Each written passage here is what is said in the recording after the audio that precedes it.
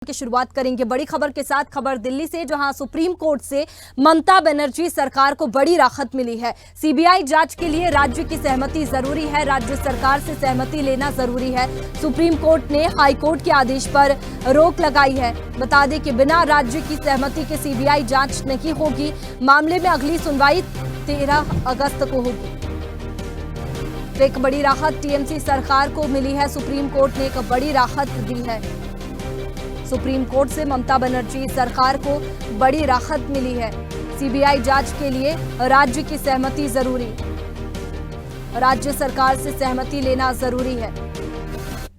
और इसी पर ज्यादा जानकारी के साथ संवाददाता तनु हमारे साथ में फोन लाइन पर जुड़ गई है। तनु, एक बड़ी राहत टीएमसी सरकार को मिली है, क्या कुछ जानकारी? 2018 का ये मामला है जिसमें राहत मिली है।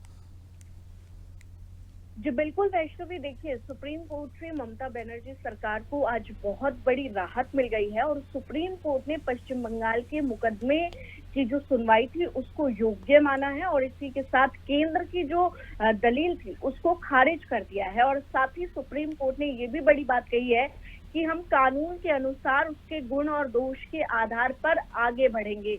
और सुप्रीम कोर्ट में जो जस्टिस बीआर गवई और जस्टिस केवी विश्वनाथन की जो बेंच थी, उन्होंने ये फैसला सुनाया। और ये बेंच जो है वैष्णवी अक्सर कठोर फैसले सुनाने के लिए जानी जाती है।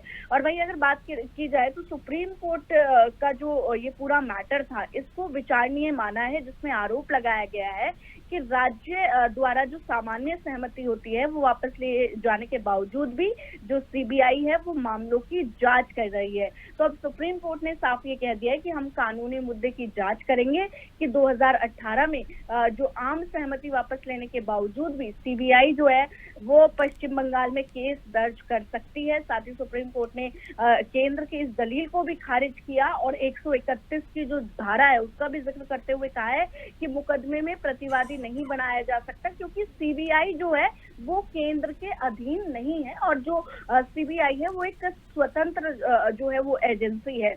वही दोनों बेंचों की जब वहां पर दोनों बेंच बैठी हुई थी, जस्टिस बीआर गवई की और जस्टिस केवी विश्वनाथ की, तो उन्होंने साफ तौर पर ये कहा है कि हम जो है वो डीसीपीआई के अधिनियम के प्रावधानों को हमने पढ़ा है और हम इस बात से सहमत नहीं है कि सीबीआई ही मामले दर्ज कर रही है, केंद्र नहीं कर रही है।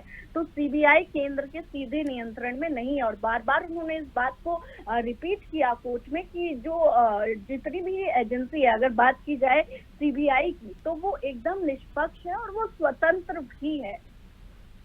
बिल्कुल तनु, लेकिन इसमें एक बड़ा सवाल ये भी है कि अगर सीबीआई जांच करेगा तो दोनों पक्षों को देखते हुए करेगा, और लेकिन टीएमसी सरकार की जो याचिका थी उसमें सीबीआई की जांच पर प्रश्न चिन्ह खड़ा होता है कि राज्य सरकार की अनुमति होनी चाहिए। जी बिल्कुल वैष्णवी, देखिए प्रश्न तो यहाँ पे खड़ा होता है कि राज्य सरकार की जो है वो अनुमति होनी चाहिए, लेकिन देखिए जिस तरीके से पूरा मामला सुप्रीम कोर्ट में जब ये पहुंच गया और आज जो भी फैसला आया उससे साफ ये जाहिर होता है कि सुप्रीम कोर्ट जब किसी फैसले में दखल देता है तो उसकी जो विश्वसनीयता होती है वो और ज्यादा बढ़ जाती है। तो लगातार ममता बनर्जी के जो तरफ से जो लगातार जो कपिल सिब्बल जो वकील है वो लगातार यही कह रहे थे कि जो एजेंसियां हैं वो कहीं ना कहीं दुरुपयोग एजेंसियों का जो है वो होता है। तो आज कहीं ना कहीं एक ये बहुत बड़ी राहत मिली है ममता बनर्जी को, जिस तरीके से वो लगातार सोच भी रही थी और उनकी तरफ से ये अक्सर कहा भी जा रहा था कि हमें जो है वो इस तरीके के मामलों में दखल देने पर हमें जो है वो विरोध करना पड़ता है। तो अब जो ये 2000। चलिए तनु, शुक्रिया आपका तमाम जानकारी के लिए। और इसी पर हमारे साथ टीएमसी प्रवक्ता फरीद खान हमारे साथ में फोन लाइन पर जुड़ गए हैं। फरीद जी, स्वागत है आपका स्वदेश न्यूज में।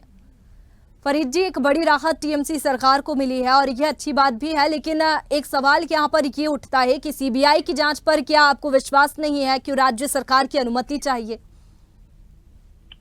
जी बिल्कुल, ये जो राय आई है उसका हम स्वागत करते हैं। सुप्रीम कोर्ट का बहुत बहुत धन्यवाद। ये सबसे बड़ी बात यह है कि यहाँ के बीजेपी की पार्टी या बीजेपी के नेताओं के मुंह पर थप्पड़ लगा कर जो बात में दौड़कर सीबीआई की जांच के लिए जाते हैं। आज यहाँ पर चुनी हुई सरकार है, चुनी हुई सरकार को जनता ने चुना है, उन पर विश्वास होना चाहिए। यहाँ के लोग भी इतने काबिल हैं, यहाँ की सीआईडी, यहाँ की पुलिस भी इतनी काबिल है कि निष्पक्ष जांच कर सके। लेकिन उनको एक तरफ से ये दिखाना कि आप इस काबिल नहीं हैं, किसी तो इसकी बेइज्जती की जाती है, जिसको मुझे लगता है कि सुप्रीम कोर्ट ने इस चीज को समझा है। क्योंकि बात बात में यहाँ से जो बीजेपी के नेता साथ साथ हाई कोर्ट जाते हैं, फिर सुप्रीम कोर्ट चले जाते हैं।